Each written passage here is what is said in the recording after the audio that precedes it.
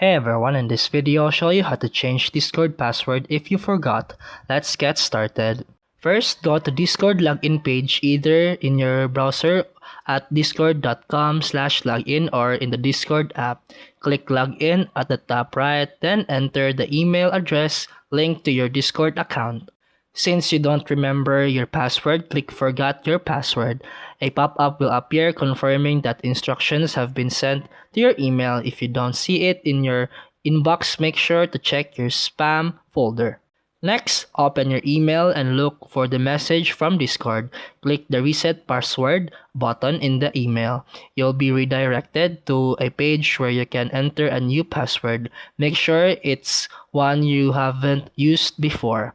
After typing it in, click Change Password. And that's how you reset your Discord password. From now on, use this new password whenever you log in. And that's it for today's video. If you found this helpful, please like and subscribe for more videos. See you in the next one.